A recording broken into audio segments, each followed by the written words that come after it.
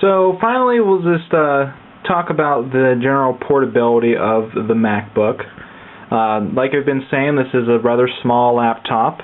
It's a 13.3-inch display.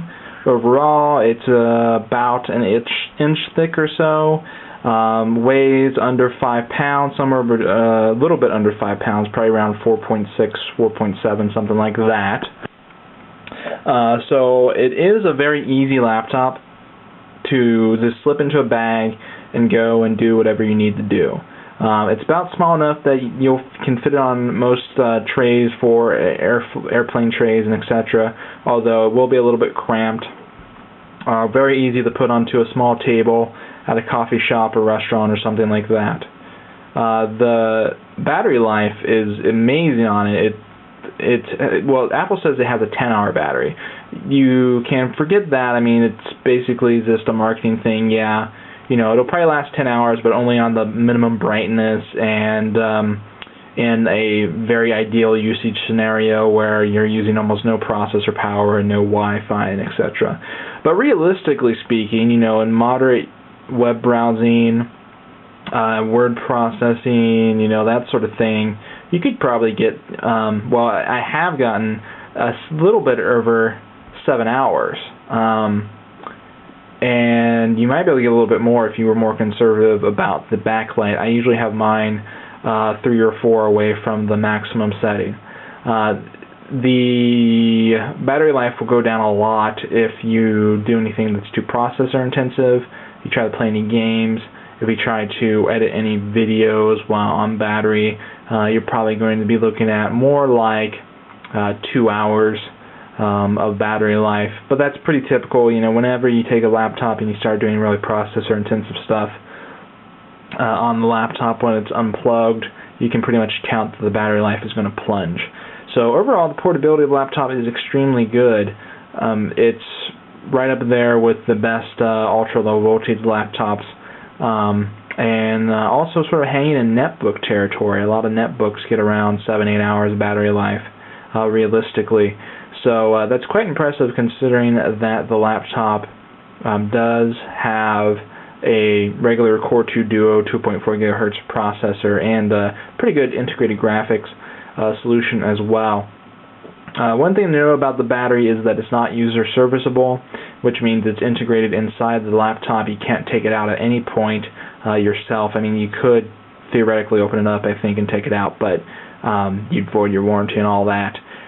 You can get it replaced by Apple at a charge, which is not too bad considering that laptop batteries are just generally pretty expensive to replace, even if you can service it yourself. But the main thing to worry about with that is that if you're someone that really goes out on the road for several days at a time, and you might not have the opportunity to plug in for getting things recharged, you can't pack multiple batteries to extend your lifespan. So you can't like buy an extra 9-cell battery like you can with a ThinkPad or a Dell or something, and then just whenever your first one runs out, just slap in the second one. So that does reduce portability in some situations. Of course, there's not many users who are going to need that, but if you do sometimes need more battery life than one battery can provide, you're going to be out of luck with the MacBook. So it's time to render a verdict on the MacBook. And the verdict is overall very good. On a 10-star rating scheme, I'd give this a 9. It's a very good laptop in pretty much all respects. You do have to consider that it is still a small laptop. A lot of people like to compare it against larger laptops, which are more powerful, of course, but cost around the same. But really, you know, for a 13.3-inch laptop, it has respectable performance, and the Apple tax that a lot of people talk about does have its benefits as far as the design quality. There's not a lot of laptops that are going to have the same design quality as this. One that does is, for example, the ThinkPads, like the really high quality ones, like the T series.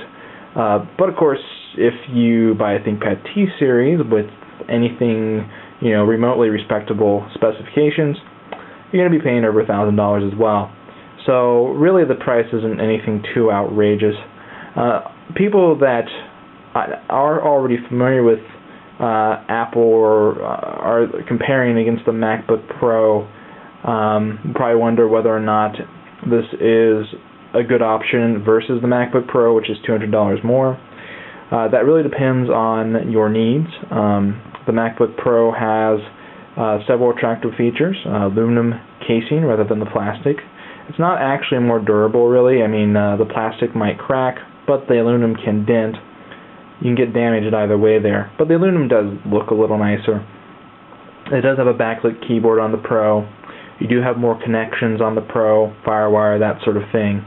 The Pro does have a little bit better display as far as the color is concerned, although I could not tell it subjectively in the Apple Store. I'm sure someone who is a graphics designer would be able to notice the difference. And also the MacBook Pro comes with 2 more gigabytes of RAM. Now, personally, I didn't need any of those things for my uses, so spending an extra $200 for the MacBook Pro doesn't make any sense to me. But you may need those things that the MacBook Pro offers, or you may simply want what the MacBook Pro offers in terms of sort of a higher class of design. And if you want to spend an extra $200 for that, that's great. Go right ahead. They're both good, solid laptops. But for $1,000, the MacBook Pro, or the MacBook plastic unibody actually is quite well designed and not a bad value overall. Certainly not something that you're going to be wanting to buy if you're on a budget, but if you are looking for a high-quality, highly portable laptop, this is definitely one of the first laptops you should look at.